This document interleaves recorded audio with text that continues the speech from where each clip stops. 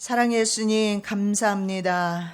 우리도 사무엘처럼 주님 앞에서 주를 섬기기를 원합니다. 우리가 지금 어디에 있는가 나 자신을 말씀 가운데 비추어 돌아볼 수 있는 귀하고 복된 시간 되게 도와 주시옵소서.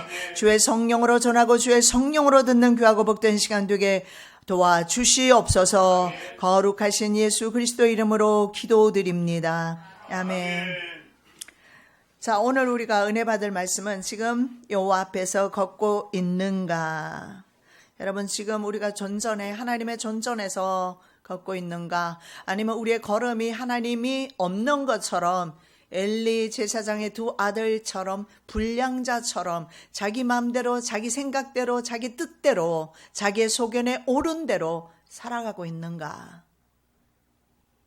한번 오늘 말씀 가운데서 자신을 한번 비춰보시는 귀하고 복된 시간 되시기를 예수님의 이름으로 축복합니다. 아멘. 자, 어떤 사람이 미국의 영적 대각성기에 가장 영향력을 행사했던 프린스턴 대학 총장이었던 조나단 에드워드라는 사람의 가계를 한번 연구한 적이 있습니다. 그런데 조나단 에드워즈의 부인도 상당히 경건한 사람이었던 걸로 알려지고 있습니다. 자, 그가 연구한 시점까지 에드워즈의 직계후손 873명 가운데 물론 이 가문은 경건한 가정이었죠. 그래서 그 직계후손 873명 가운데서 성직자가 100명이 나왔습니다. 그리고 부통령이 1명 나왔고 국회의원 5명, 대학총장 12명, 교수 65명, 그리고 의사 60명, 군인 75명, 저술가 85명, 법조인 130명, 공무원 80명, 그리고 평범한 시민이 206명. 그렇게 통계가 나오고 있습니다. 그런데 어린 시절 조나단 에드워드와 함께 자랐던 친구가 있습니다. 절친했던 친구 맥스 주커라는 사람의 가문을 역시 또 연구해 봤습니다. 그런데 그의 후손 가운데 1292명의 후손 가운데 유아 사망이 309명, 거지가 310명, 불구자 440명, 매춘부 50명, 도둑이 60명, 살인자 70명, 그리고 나머지 53명은 가난한 사람으로 있으나 마나 했던 전혀 사회에 영향력을 행사하지 못했던 그런 사람으로 집계되고 있습니다. 그래서 영적 가문과 영적이지 못한 불량자의 가문의 차이가 이렇게 많이 나고 있는 사실을 볼 수가 있습니다. 그래서 이거 참 이 가문의 말입니다. 전통이라는 거 무시할 수 없는데 경건한 가정이 되자. 바로 사무엘 가정처럼 한나의 가정처럼 경건한 가정이 되자 지금은 권고드리고 있는 것입니다. 본문은 사무엘과 그의 가문과 그리고 극명하게 엘리야의 아들들과 그의 가문을 교대로 언급하면서 기도한 여인 한나의 아들 사무엘과 사무엘의 번성과 영적으로 무능하고 기도하지 않았던 엘리 가문의 제사장 가문입니다. 가문인 홈리와 비느하스의 영적인 상태를 신랄하게 날카롭게 대조하고 있습니다. 자, 두 가문의 번성과 멸망 전에 사무엘은 엘리야의 지도를 받으면서 여호와 앞에서 신실하게 봉사하고 있었습니다. 미니스터를 하고 있었어요. 사역을 하고 있었단 말입니다. 우리가 아까 말씀 읽었던 11절 말씀처럼 하나님을 섬겼더라 이렇게 말씀하고 있습니다. 하나님을 섬기는 가문과 그렇지 않은 가문에 대해서 말씀하고 있습니다. 자, 그래서 엘리의 아들들 제사장들은 여호와 앞에서 불성실하였다. 충성스럽지 못합니다. 오늘날 대부분의 우리 교인들의 모습이 그런 것 같아요. 충성을 보기가 어려운 것 같습니다. 결심은 많이 합니다. 우리 교회에 오시는 많은 분들도 많이 결단하고 결심하고 해보지만 사실은 열매 맺는 데까지 가기가 쉽지가 않은 것 같습니다. 자, 여호와 앞에서 불성실했던 엘리 가문과 두 가문을 바로 비교하고 있습니다. 사무엘은 여호와 앞에서 신실했다. 여러분 다른 것 하나 없습니다. 주님 앞에 끝까지 충성하는 겁니다. 세상 말고요. 주님 앞에 끝까지 충성하는 겁니다. 이것이 바로 신실입니다. 우리가 처음에 먹은 마음 그대로 끝까지 주님 앞에 헌신과 충성으로 나아가는 것입니다. 자, 그래서 여호와를 섬김으로 복받는 사무엘과 그의 가문에 대해서 11절, 그리고 18절에서 21절, 26절에 나오죠. 우리가 도표를 보겠는데 여호와 앞에서 악행으로 멸망하는 엘리 아들들과 그의 가문과 대조를 이루는데 12절에서 17절, 22절에서 25절, 27절에서 36절. 자, 그래서 여호와를 섬기는 사무엘이 11절에 나오고 불량자 엘리의 아들이 12절에서 17절. 지금 계속 비교하면서 성경은 나가고 있습니다. 너희들이 어느 길에 설 것인가, 이 말씀을 보면서 결정하라는 겁니다. 결단하라는 겁니다. 여러분, 하나님의 나라는요, 결단해야 하나님의 나라가 이루어집니다. 참 아쉬운 것이 뭐냐면 사람들은 결심은 많이 하지만 그러나 그 결심이, 그 결단이 끝까지 충성으로 이어지지는 못하는 것 같아요.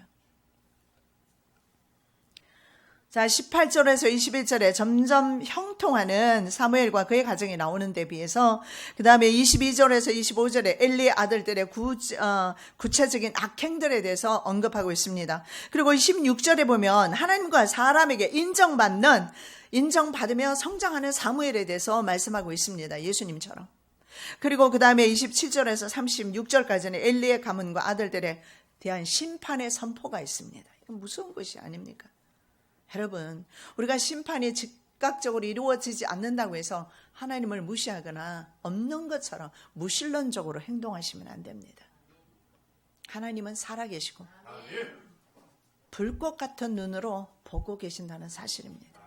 하나님은 엘리 가문의 모든 죄악들을 보고 계셨고 기록해 두셨고 기억하고 용서하지 않겠다고 말씀하고 있는 것입니다. 11절에 말씀 보면 엘가나는 라마의 자기 집으로 돌아가고 그 아이는 제사장 엘리 앞에서 여호와를 섬기니라.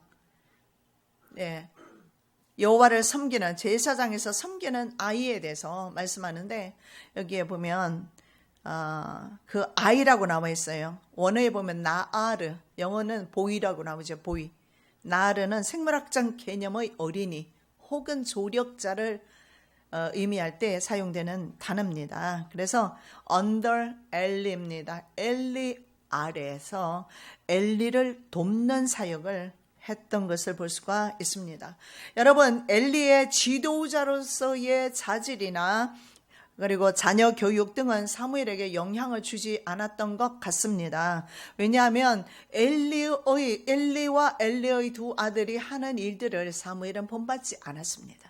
그래서 우리가 하나님 앞에서 우리도 마찬가지로 하나님 앞에서 환경이 어떠하든지 주변이 사람이 어떠한 사람이 내게 있든지 뭐 남편이 때로는 성도가 목사가 여러분 주변에서 많이 이렇게 그런 사람들 때문에 넘어지는 경우가 많은데 그것은 자기 자신이 하나님 앞에서 신실하지 않기 때문이다 라는 것입니다.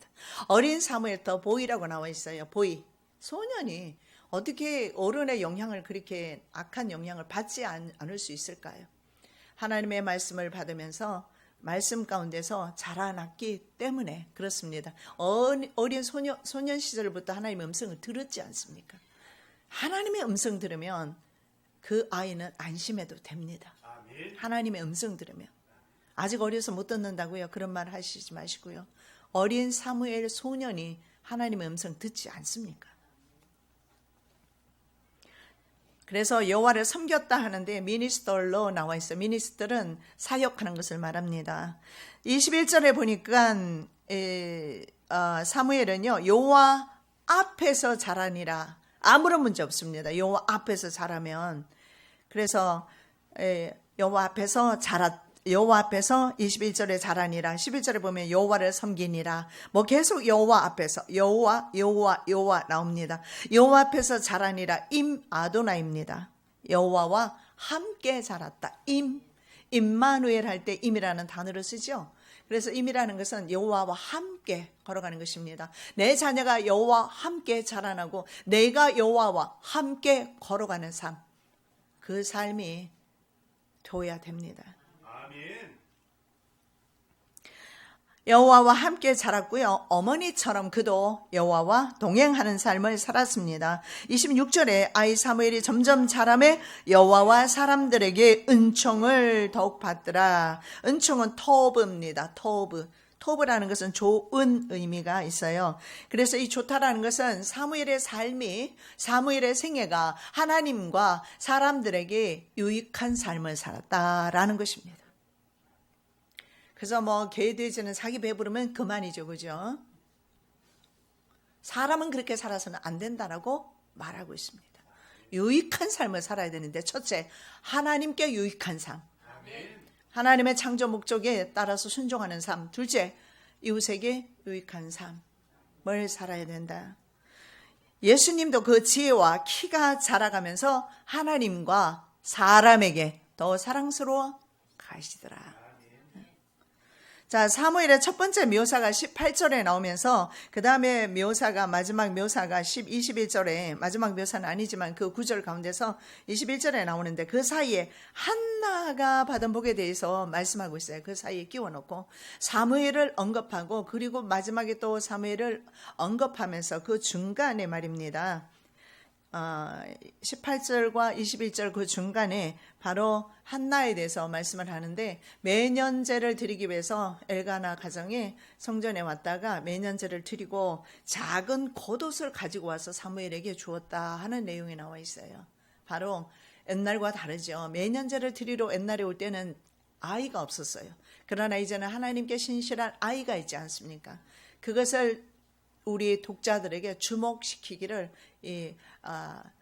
저자는 원하는 것 같습니다. 그래서 한나의 믿음이 중간에 들어있어요. 사무엘의 믿음은 바로 어머니의 믿음이었다. 어머니의 믿음은 자녀의 믿음이고 아버지의 믿음은 자녀의 믿음이 둬야 한다는 사실을 보여주고 있습니다. 결국 한나의 믿음과 신앙의 결과, 하나님 앞에 충성하고 헌신하고 하나님의 약속대로 하나님의 것을 하나님께로 돌려드리는 그 믿음을 통해서, 한나의 믿음을 통해서 사무엘의 믿음이, 사무엘 또한 믿음 가운데서 자라나고 있음을 볼 수가 있습니다. 한나는 더 이상 불임 상대에 있지 않습니다. 사무엘을 대신한 씨를 주시라고 하나님 앞에 기도합니다. 그래서 집에 돌아갔습니다. 전에처럼 똑같이 동침을 했는데 성전만 다녀가면 자녀가 태어나요.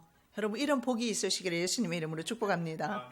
이런 복이, 뭐 내가 지금 있잖아, 여러분에게 50세 60세 된 여러분에게 자녀 나러 갑니까? 하나님의 축복 받으라는 겁니다. 성전을 다녀가니까 열매가 있어요. 옛날에 자손은요 축복입니다. 열매입니다. 성전을 다녀가니까.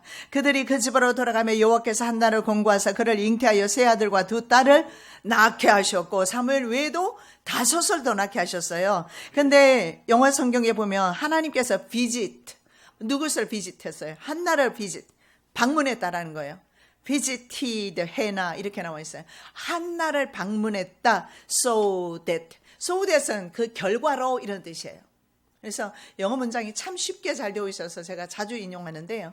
그 결과, 하나님이 방문한 so that, 그 결과 어떻게? she conceived, 그는 자녀를 임신했다, 잉태했다. 하나님이 다녀가야 여러분 사업에 열매가 있어요. 하나님의 다녀가야 자녀가 형통하게 되어 있습니다. 하나님이 방문하셔야 돼요. 하나님 없는 인생은 성공이 아닌 것을 여러분, 우리 세상 주변에 얼마나 많이 보고 있습니까? 우리 한국 부모들, 수많은 그 한국 부모들 말입니다. 자녀를 위해서 온갖 희생하고 의사 만들어 놓고 법조계 정치인 만들어 놨더니 부모도 돌아보지 않고 홀로 늙어가고 있는, 외면당하고 있는 이 부모들의 현실. 왜 그런 줄 아세요? 하나님을 경외하지 않아요. 자식들을 너무 경외했어요. 엘리처럼 자식을 너무 섬겨서 그래요. 방향을 바꿔야지요. 자식은 우리의 사랑의 대상이지 경배의 대상 아닙니다. 근데 오직 사상과 생각에 왜 자식이 그렇게 우리의 생각을 사로잡아야 합니까?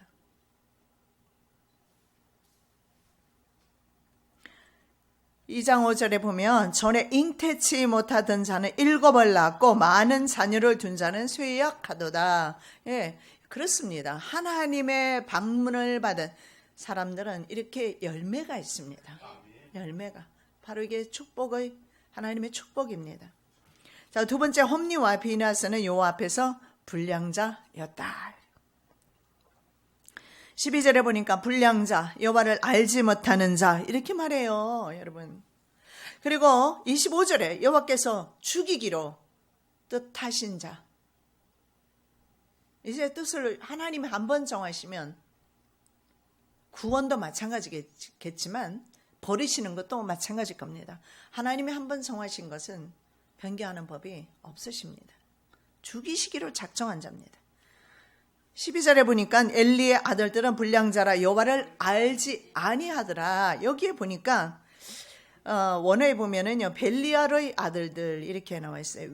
영어에 보면은 wicked man입니다. wicked man, 악한 남자라는 거예요. 악한 남자들, wicked man, 악한 남자들인데 엘리가 말입니다. 한나가 술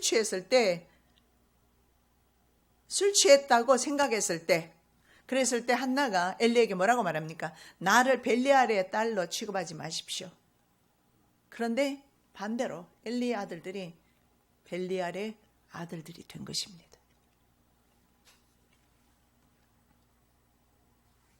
벨리알은 이방 신의 이름이면서 가치 없다, 악하다고 표현하잖아요. 가치 없다 이런 의미가 있습니다. 그래서 성경은 한나가 아니라 술 취했다고 정죄당했던 한나가 아니라 벨리알의 아들들이 아니 엘리의 아들들이 바로 벨리알이다. 가치 없다. 여러분 가치 없다라는 것은 우상숭배 단어입니다. 우상숭배 때 사용하는 것이 바로 아이돌과 연결된 것인데 우상숭배와 관련된 단어입니다. 이것이 벨리알, 가치가 없다. 우리가 자녀를 쫓든 물질을 쫓든 그것은 바로 우상숭배에 해당되는 것입니다. 엘리 아들들의 두 번째 문제는요, 그들이 하나님을 알지 못한다고 말합니다. 영어 성경 NIV에 보니까 they had no regard라는 말을 쓰는데 regard는요 하나님을 무시하는 겁니다. 하나님을 바라보지 않았다고 그래요.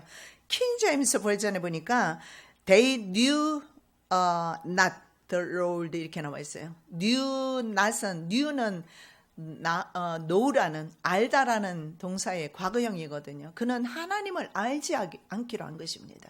여러분 이게 무슨 말입니까? 엘리의 아들들은요 충분히 제사장으로서 제사장의 아들들로서 충분히 하나님을 알 수가 있습니다. 그럼에도 스스로 완악하기로 스스로 자신의 마음을 굳혀버린 것입니다. 그래서 하나님을 알지 못했다. 그래서 이 알다라는 단어는 원어에 야다라는 단어를 써요. know라는 단어를 야다라고 쓰는데 야다라든가 뭐 이런 단어에서 보면 관계성을 의미합니다. 즉 그 불량 소년들, 그 소년들은 하나님과 하나님의 나라와 관계 없다 이 말입니다. 하나님 나라로 여부를 받지 않았다. 여기서 알지 못하다, 이 알다라는 단어를 구원과 연결되기 때문에 제가 드리는 말씀이에요. 엘리 제사장 아들이 지옥에 있는지 천국에 있는지 저는 모릅니다만은 이 단어 자체가 말입니다. 하나님을 알지 못했다. 즉 하나님과 관계없다. 하나님 나라 분깃이 없다. 이런 의미가 된다라는 거예요. 그래서 처음에 엘리 아들들은 제사장으로 소개되다가 나중에는 그 소년들 영맨입니다. 어쩌면 사무엘보다 더 나이는 많아요. 젊은이겠죠. 젊은이 영맨으로 나와 있고, 그리고 사무엘은 보이로 나와 있어요. 보이는 좀 더 어려요. 10살에서 그러면 영은요 한 18살, 17살 이상이 좀 되겠죠. 그런데 그것은 충분히 18살 이상쯤 되면 그건 알만합니다. 이것은 이렇게 해서는 된다 안 된다 정도는 구분할 수가 있습니다. 이것은 엘리 아들들이 했던 것은 실수가 아니라는 거예요. 고의적이라는 겁니다. 여러분 고의적인 죄는 성령을 회방하는 죄로서 하나님을 대적하는 죄이기 때문에 용서받기가 힘들어요. 성경에 나와 있지 않습니까? 고의를 짓는 죄. 그 제사장들이 백성에게 행하는 습관은 이러하니 13절에 습관이라고 말합니다. 행하는 습관은 이러하니. 그래서 이건 하루 이틀에 실수하는 문제가 아니라는 거예요. 여러분 실수라는 건 한 번 하고 이러면 안 되지. 인간은 그렇게 깨닫습니다. 잘못하게 되면. 그런데도 불구하고 그게 습관이 된 것입니다. 감각이 무뎌진 거죠. 양심이 무뎌지고 화인 맞아버린 거예요. 그래도 그런 일을 악한 일을 그렇게 해도 양심이 전혀 감각이 없어요. 괜찮습니다. 그래도 양심에 내가 깨달음이 있고 이래서는 안 되겠다. 소망이 있습니다. 인간의 연약함 때문에 짓게 되는 죄와 알면서도 습관적으로 짓는 죄의 질이 다르다는 것을 성경에 볼 수가 있습니다. 그래서 고의를 짓는 죄가 용서받지 못한다는 것이 본문에 나와 있죠. 제사 드리러 온 사람이 희생 제사를 드리려고 삶습니다. 그렇게 해서 하나님께 드려요. 그러면 그 전에 살 갈고리 가져와요. 그렇게 해서 찔러서 먼저 걸려서 나오는 것은 제사장이 먹어요. 이들이. 그러니까 하나님보다 먼저 먹는다는 거예요. 이런 일은 이방 제사 때도 이런 일은 안 합니다. 뭐 추석이나 명절 때 음식 차려놓고 자기가 먼저 먹는 법 어디 있습니까? 이방인들도 이렇게는 안 해요. 그런데 우리 믿는 자 부모들이 종종 하나님의 것까지 떼어 먹으면서 자녀에게 먹이는 경우가 굉장히 많죠. 그리고 하나님께 드리기 전에 먼저 내 자녀의 배를 부르게 하는 경우가, 채우는 경우가 더 많죠. 그럼 엘리와 우리는 다르다고요. 우리의 사상과 생각이 하나님이 우선되어야 합니다. 그러면 돼요. 그러면 그렇게 할 수 있는 환경으로 하나님이 사실은요, 다 환경으로 만들어줘요. 여러분, 어떤 분은 막 제사 드리는 집안 때문에 문제가 되는데요. 그런데 전혀 문제가 되지 않아요. 내가 주님께 마음을 향해 있으면요, 나중에 환경이 나를 순종하게끔, 그렇게 환경은 나를 순종하게끔 그렇게 하나님께서 질서를 만들어 놓으셨어요. 그것이 바로 신통, 인통, 물통이에요. 하나님과 관계가 맺어져야 물통이, 인간과의 관계가 잘 맺어지고, 그리고 물질에 복이 오는 거예요. 이게 바로 신통, 인통, 물통입니다. 순서를 바꿔놓으면 안 돼요. 인통이 먼저 와도 안 되고, 인간관계 해가지고 복 받으려고 해도 안 되고, 아니면 돈만 쫓아가도 안 되고, 순서는 언제나 하나님이 먼저예요. 우리 하나님. 그래서 또 여기에 보면은요, 하나님이 참, 하나님께 드리는 제사가 인간하고 나뉘어지고 있잖아요. 하나님의 제사 음식이 하나님께서 나눠야 되는 그런 형국입니다. 자, 심지어 기름을 태우는 희생 제사를 드리기 전에도 사환이 와서 제사장에게 드릴 날고기를 먼저 달라고 합니다. 기름을 태울 때는요, 토막을 치거든요. 그래서 기름을 다 이렇게 다 태우는데, 그 중에 다 태우지 말고 날고기 주라고 그래요. 육회를 좋아하는 건지 이건 모르겠는데, 그래서 육회를 좋아하거나, 그래서 삶은 것은 이제 실증 난다는 거죠. 아니면 그것 가지고 바베큐 해 먹었겠죠. 여러분, 바베큐 한 것이 맛있어요? 삶은 고기가 맛있어요? 바베큐 한 것이 훈제가 훨씬 맛있죠. 그 맛을 아마 알았던 것 같아요. 근데 그것이 사람이 먼저 하나님 것을 먼저 취했다라는 거예요. 그래서 제사 드리러 오는 사람들은요, 제사법을 알고 있습니다. 그래서 말하지요. 이건 하나님께 먼저 드려야 돼요. 당신은 나중에 드세요. 드린 후에 당신 것입니다. 원래 번제 말고요, 화목제라든가 이런 것은, 번제는 다 드려야 되지만 화목제 이런 것은, 남은 것은 제사장과 제사 드리는 사람이 같이 나눠 먹습니다. 그렇게 하면 되는데 싫다는 거예요. 그 전에 주라는 거예요. 불량하기 짝이 없는 그런 모습을 보게 됩니다. 그러면서 이렇게 말해요. 주지 않으면 내가 억지로 빼앗겠다, 이렇게 말해요. 그래서 이런 신앙과는 나 먼저 신앙입니다. 나 먼저, 하나님은 다음.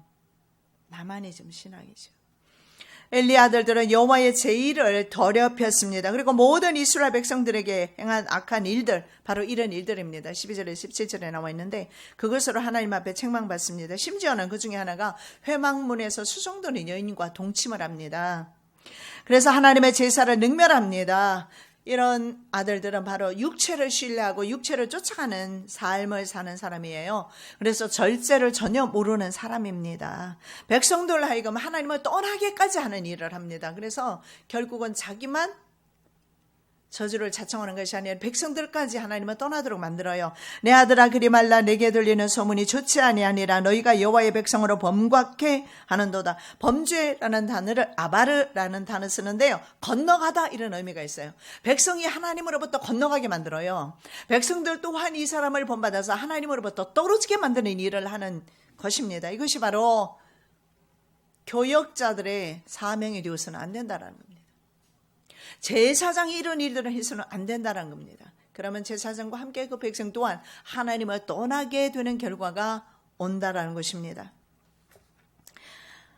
엘리는 나는 너희 악한 일을 이 백성들에게서 듣고 있다, 이렇게 말합니다. 듣고 있는 중이다. 현재 분사형이에요. 듣고 있음에도 불구하고 그들의 다리를 분질러 놓거나 회초리를 대거나 하지를 않습니다. 금지하는 어떠한 조치도 하지 않습니다. 이제는 조치할 수가 없습니다. 엘리는 너무 늙었어요. 그래서 자녀를 책망하거나 교훈할 나이도 지나버렸던 것 같습니다. 이미 자녀들은 청년이 되었고 아비는 힘이 없어요. 여러분, 경제적인 능력이 있을 때 자녀를 교훈하는 것입니다. 그 능력을 벗어나게 되면 교훈하기가 참으로 힘들어요. 그리고 자녀를 교훈할 때는 분노가 아닌 그 자녀에 대한 성실함과 일관성 있게 벌을 주는 것. 우리 한국 부모들은 많이 감정적으로 벌 주는 경우가 있는데 저도 많이 그랬던 것 같아요.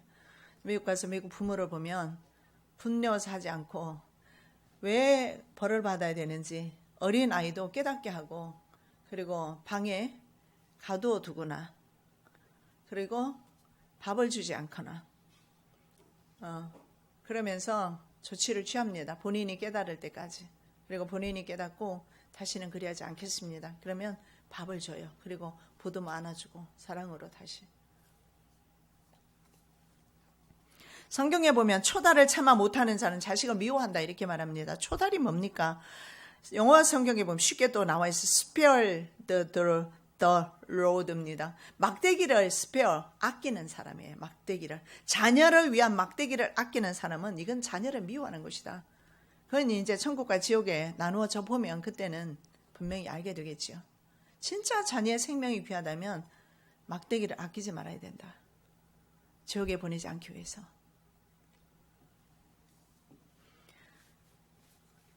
그래서 결국은 자녀의 생명을 잃기 때문에 결론적으로 그것은 자녀를 미워하는 것이다 라고 말씀하는 겁니다. 그래서 이런 소년들은 말입니다. 잠언의 말씀에 보니까 소년이 곧 그를 따랐다.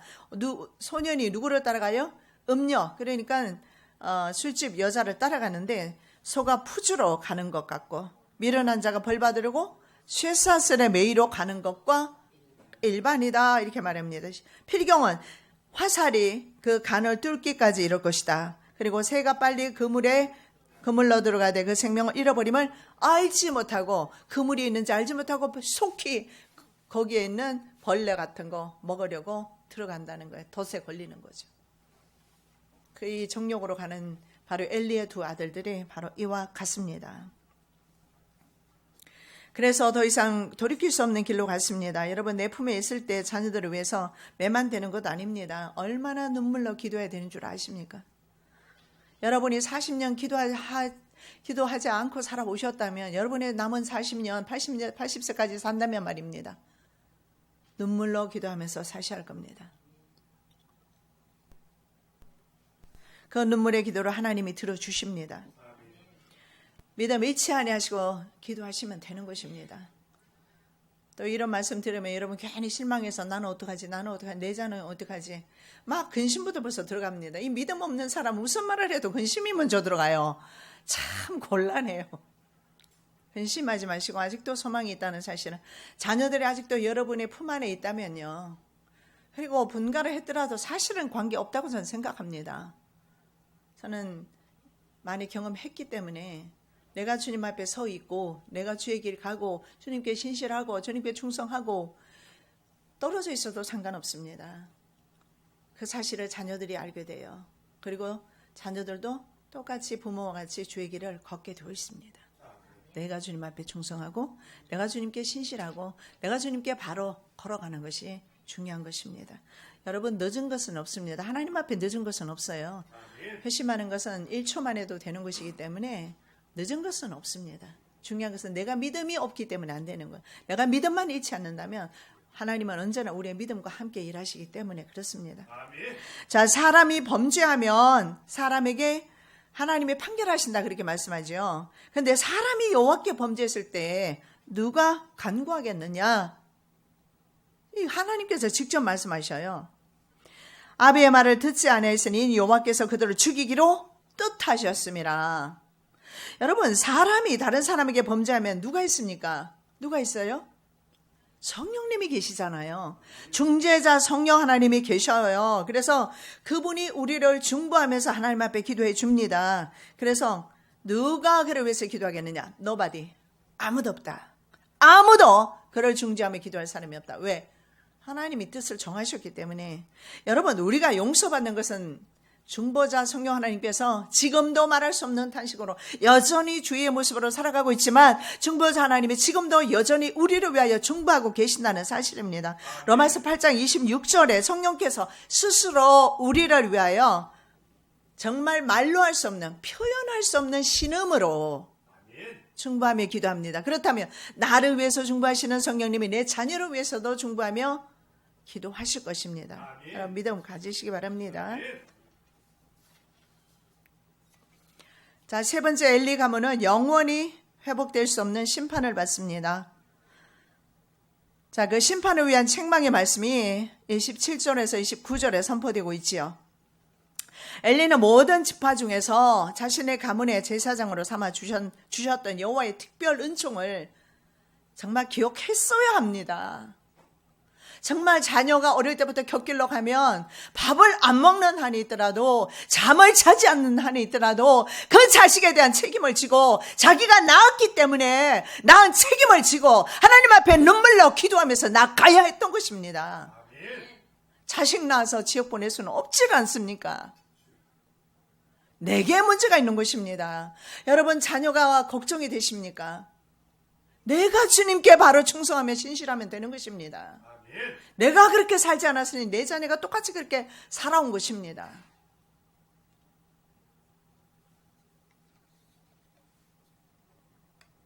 정말 제사장의 가문으로 선택해 주셨어요. 이스라엘 모든 지파 중에서 내가 그를 택하여. 여러분 70 그래요. 나는 제사장이 아닙니다. 그렇게 말할 거예요? 70억의 인구 가운데서 하나님이 나를 기억하시는데 내가 진짜 지옥 간다고 생각하지 않으신다면 말입니다. 내가 정말 하나님의 자녀 되었다고 생각하신다면 말입니다. 70억 인구 가운데서 나를 선택한 것이, 이것이 놀라운 하나님의 특별 선택이 아니고 무엇입니까? 아멘. 이건 정말 놀라운 기적입니다. 늘 말씀드리지만 로또에 당첨되는 것보다 번개에 맞는 것이 더 힘들다고 그래요. 일평생 동안. 번개 맞는 것보다 더 어려운 것이 구원받는 숫자입니다. 아멘. 확률이 그래요. 확률이.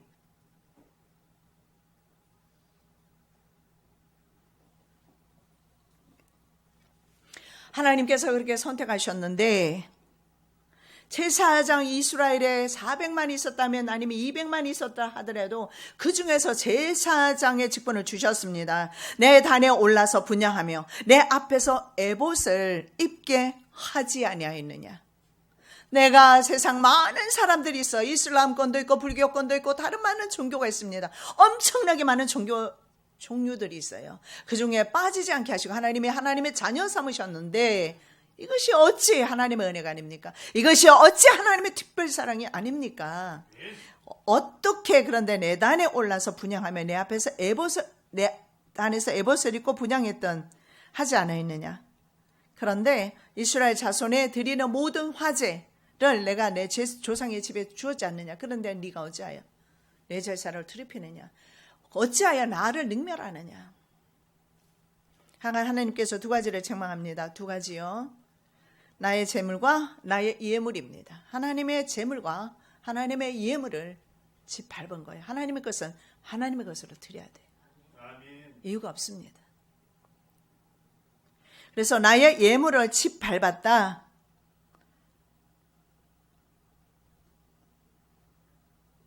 지금 영상에 보니까 저는 우리 교회는 그래서 헌금 시간도 따로 없지 않습니까? 저는 평생에 한 번도 헌금을 강조한 목사는 아니에요. 근데 보니까 영상에 보니까 11조 강조하거나 드리게 하는 거 잘못된 것이다. 이상한 영상이 돌고 있는데 성경이 뭐라고 되어 있습니까? 10분의 1은 너의 것이 아니라고 분명히 말하고 있습니다. 그거 왜 자식을 먹입니까?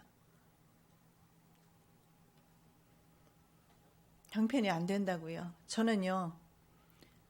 남편이 생활비밖에 주지 않아서 생활비밖에 못했어요. 근데 나중에 하나님께서 제게 깨닫게 해주시면서 남편이 버는 것까지 한꺼번에 하나님이 다 드리게 하셨는데 1,400만 한꺼번에 드린 적이 있어요. 간증하면 너무 시간이 기니까 내가 믿음만 있고 내가 드리고 싶은 마음만 있으면 환경은 하나님이 조성하시고 남편의 손으로 직접 찾아서 밀린 거 다 갚도록 하나님이 하시더라고요. 내 마음이었기 때문에 그래요. 그래서 저는 헌금을 강조하는 목사는 아니지만 주의 것은 주의 것으로 돌려야 합니다. 그리고 성경에 기록된 것을 기록된 말씀으로 받으면 그만입니다. 10의 1조가 있습니다. 왜냐하면 아브라함도 멜기세덱에게 10분의 1을 따로 떼서 드렸다. 멜기세덱은 바로 예수 그리스도로 예표합니다. 예수 그리스도께 드렸어요. 그런데 엘리 가문은요, 하나님의 제물을, 하나님께 드리는 제물을 아들이 먹도록 놔뒀다라는 거죠. 그래서 그 아들의 주인은요, 나의 예물과 나의 예물을 먹은 것이다. 그 다음에 두 번째 책망이 나와요. 그것이 바로 부모에 대한 책망이에요. 아들들에 대한 엘리의 태도에 관한 것입니다. 너희는 어찌하여 내가 나의 초소에서 명한 나의 제물과 예물을 밟으며 네 아들들을 나보다 더 중히 여겨 내 백성 이스라엘에 드리는 가장 좋은 것으로 스스로 살찌게 하느냐. 너는 나보다 네 아들들을 더 영화롭게 했다 직역하면 그런 말입니다. 여러분, 여호와께 성결하고 관을 붙이고 하나님께 먼저 제사를 드리는 제사장의 사명은요, 여호와께 영광 돌리는 삶을 먼저 살아야 돼요. 아멘. 자신이 먹는 거, 자식이 먹는 거, 그건 둘째 문제입니다. 한나는요, 아들을 하나님의 것으로 드림으로 하나님의 주권을 인정하셨습니다. 그런데 엘리는요, 아들을 하나님께 드리지 아니하므로 하나님의 주권을 인정하지 않고 자기가 주권을 사용한 거예요. 여러분, 내 인생 내 마음대로 살 것입니까? 내 것이니까. 그렇게 생각하면 정말 곤란해요. 내 인생 내 것 아닙니다. 하나님이 생명 주셨어요. 주권이 하나님께 있어요. 자식도 마찬가지입니다. 자식이 내 것입니까? 하나님의 것입니다. 부모가 너무 주권, 월권 행위 안 하셨으면 좋겠어요. 내 자식이 내 마음대로 억지로 하려고 너무 하지 마시고, 오늘 또 설교 듣고 가서 막 자식들은 막 족치고 하는데 자기는 어떻게 살아왔습니까? 그 세월을. 예? 지금 자녀들이 20살, 30살 안 됐을 겁니다. 만일에 데리고 있다면. 그럼 내가 그동안 어떻게 살아왔어요? 내가 먼저 변해야죠. 자식을 교훈하기 전에. 교훈하려고 하다가 내 자신을 돌아보시는 은혜가 있으시기 바랍니다. 아멘. 내가 믿음을 심지 못했다면 나는 입을 다물어야 합니다. 그를 위하여 눈물로 기도해야 될 때입니다. 매를 먼저 댈 때가 아닌 것 같아요. 매도 있잖아요. 내가 정당하게 매를 댈 수 있을 때 되는 거예요. 나는 비틀거리고 곁길로 가고 나는 구원과 반대되는 길 가면서 자식에게 저 길 가라고 매를 대면 가겠습니까? 여러분, 자식에게 교훈하기 전에 먼저 충분히 내가 주님 앞에 기도하고, 그리고 내가 주님의 자녀로서 바로 가고 있는지. 왜냐하면 제가요, 집 나간 자식 때문에 고민하는 어머니가 왔을 때 나는 그 어머니가 그것 때문에 온 줄은 모르지만 하나님께서 내게 찬송가를 확 바꿔주셨어요. 미국에서 목회할 때 돌아와 돌아와 그 찬송가를 주시는데요. 그리고 하나님이 말씀하셔요. 너는 아들을 기다리느냐? 나는 너를 기다린다. 너는 집 나간 네 아들을 기다리느냐? 나는 너를 기다린다. 너는 집 나간 아들이 며칠 되었느냐? 너는 얼마나 오랜 세월 동안 나를 떠나 있었느냐? 곰곰이 한번 계산해 보세요. 자기가 하나님을 떠나서 살았던 세월을, 그리고서는 자식들에게는 이건 내 것이라고 내 마음대로 하려고 들면 자식이 듣겠습니까? 성령으로 교훈하시는 겁니다. 아멘.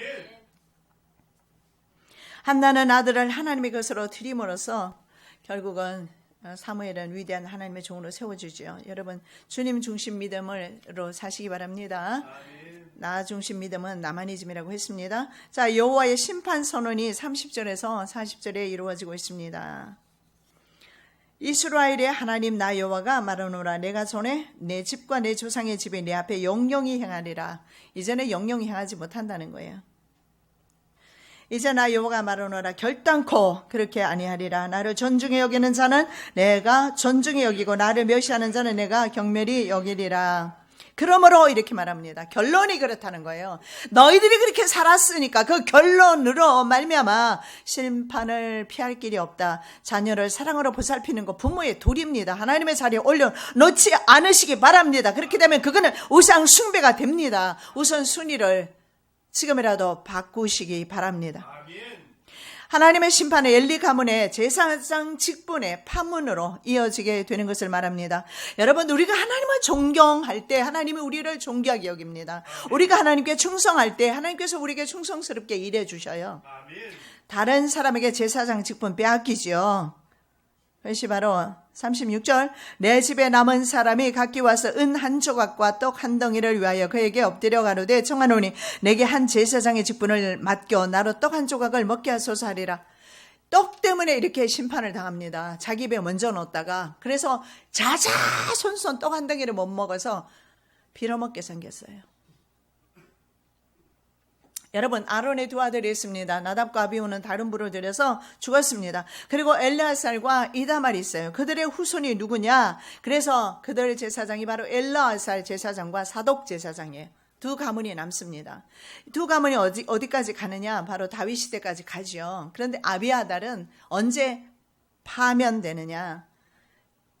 솔로몬이 왕이 되었을 때. 왜 그러냐면 바로 아비아달이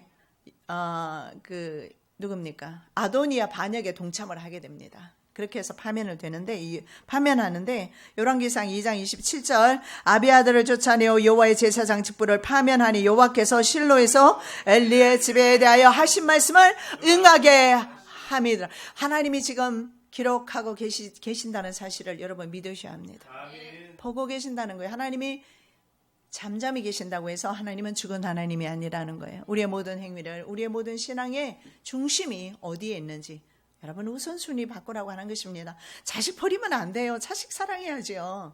버리라는 게 아니라 사랑은 하되 우상숭배는 하지 말라는 겁니다. 자, 이 다음의 심판은요. 엘리 가문의 씨가 중단되는 것을 지금 심판하는데 자, 처음에는요. 그 심판이 두 가지 형태로 나타나요. 엘리 제사장이 제사장 가문에서 파면당하는 것입니다. 그래서 사독계만 남게 돼요. 솔로몬 때부터는. 그리고 또 두 번째 재앙이 또 있어요. 하나님이 원한을 쌓게 되면 하나님이 원한을 갖게 되면 풀 길이 없어요. 아까 했던 말씀이 딱 맞습니다. 누가 너희를 중재하겠느냐? 아무도 없다. 엘리 가문에 대해서는 하나님이 너무너무 화가 나셨어요. 용서를 안 하시는 거예요. 자자손손 기억을 하는데요. 두 번째 재앙이 뭐냐면 노인이 한 명도 없어요. 어떡합니까? 청년의 때에 다 죽어요. 노년이라 그러면 뭐 여러분 오늘의 노년의 개념은 60으로 칩니까? 그러나 옛날에는 그렇지 않았다고 봤으면 30에도 죽을 수 있고 40에도 죽고 50에도 죽고 계속 죽어나갔습니다. 이게 계속해서 그 집에는 노인이 없어요. 이게 진짜 재앙입니다. 홈리와 비느하스가 한날에 죽는 것이 바로 그 증거가 될 것이다. 왜냐하면 홈리와 비느하스가 죽어버리면 이제 어떻습니까? 제사장이 끊기지 않습니까? 이가봇이라고 나중에 뭐 아들이 나오지만은 그 비느하스의 아들이 나오지만 자, 내 집에 영영토록 노인이 없을 것이며 내 단에서 내가 끊어버리지 아니할 너희 사람이 내 눈을 쇠장케 하고 내 마음을 슬프게 할 것이요 내 집에 생산한 모든 자가 젊어서 죽으리라. 내 두 아들 홈리와 비느하스가 한날에 죽으리라. 그 둘에 당할 그 일이 내게 표징이 되리라. 홈리와 비느하스가 블레셋과의 전투에 나가서 그날 바로 죽어버립니다. 이것이 바로 표징이 되었어요. 그래서 이 가문의 여인들은 자식을 낳아도 언제 죽을까 바라봐야 합니다. 그리고 언제나 어머니 앞서서 죽게 되었을 것입니다. 이런 재앙이 어디 있습니까? 그래서 눈이 늘 피곤했어요. 자식이 죽는 걸 봐야 하고 그리고 마음은 늘 슬펐다. 성경은 이렇게 말하고 있습니다. 이것은 단 하나로 요약할 수 있습니다.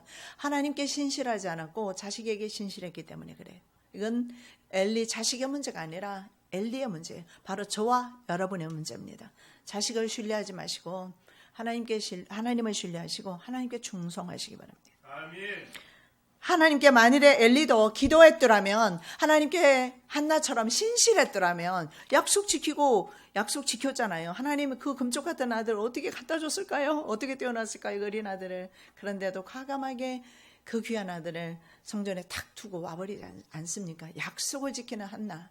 하나님께서 약속을 지켜주시는 것을 볼 수가 있습니다. 자, 홈리와 비느하스는 블레셋과의 전투에서 한날에 죽게 됩니다. 이 소식을 들으면 우리는 그 소식을 듣고 아이를 낳다가 죽게 되고요. 고도 비만의 엘리는 뒤로 자빠져서 목이 부러져서 죽게 됩니다. 이런 재앙이 어디 있어요? 한날에 4명이 죽어버리게 됩니다. 그래서 3장 11절에 이렇게 말씀합니다. 여호와께서 사무엘에게 이르시되 보라 내가 이스라엘 중에 한 일을 행하리니 그것을 듣는 자마다 두 귀가 울리리라. 여러분, 저와 여러분 자녀가 있으시다면 말입니다. 저와 여러분이 얼마나 큰 책임이 있는가를 보고 있습니다. 내가 어떤 믿음으로 주님께 순종할까 하지 아니할까에 따라서 이렇게 자자손손 수백 대 수천 대가 내려갈 때까지 이 재앙이 내려가는 것을 볼 수가 있습니다. 자, 35절에서 36절에는요 여호와의 충실한 제사장이 세워집니다. 누구겠습니까? 예, 사무엘, 그리고 더 나가서 유다 왕조 다윗입니다. 그리고 더 나가서 예수 그리스도.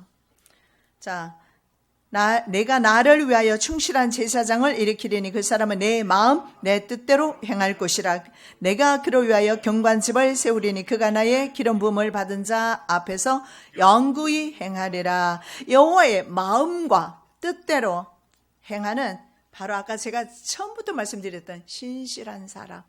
저와 여러분 주님 앞에 끝까지 신실하시기 바랍니다. 아멘. 환경이 어떠하든지 간에 중요하지 않아요. 주님 앞에 신실함으로 충성함으로.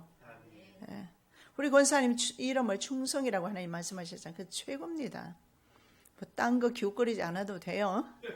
뭐 딴 은사 기웃거리려고 그래 자꾸. 하나님이 주신 각양의 은사가 다 각각 있는데. 자, 사무엘하 7장 12절. 내가 내 몸에서 날 자식을 내 뒤에 세워 그 나라를 경고케 하리라. 자, 하나님께서 다윗에게는요 그 나라를 경고케 주시겠다는 약속을 주셔요. 왜냐하면 북이스라엘은 9개 왕조가 바뀌게 됩니다. 그러나 남유다는 1개 왕조가 계속 이어지게 됩니다. 이것이 바로 다윗을 향하신 하나님의 약속이었어요. 1개 왕조가 우리에게 유일한 소망이기 때문에 그렇습니다. 그 1개 왕조를 통해서 예수 그리스도가 오시기 때문에 그래요. 그래서 바로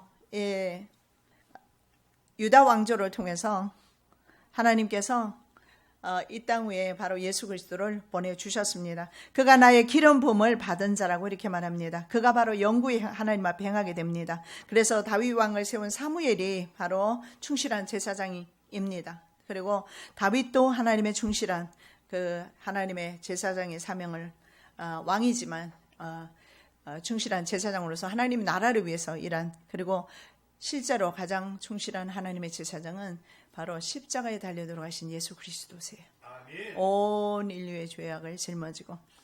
여러분, 이제 나는 오늘 무엇을 할 것입니까? 엘리처럼 자녀를 선택할 것입니까? 한나처럼 하나님을 선택할 것입니까?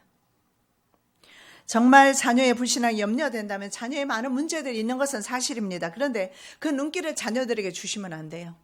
마찬가지입니다. 자녀 아니라도 수많은 문제가 우리에게 있을 것인데 문제를 향해서 내 눈이 가면 안 돼요. 내 눈은 아버지께로 향해야 돼요. 지금부터.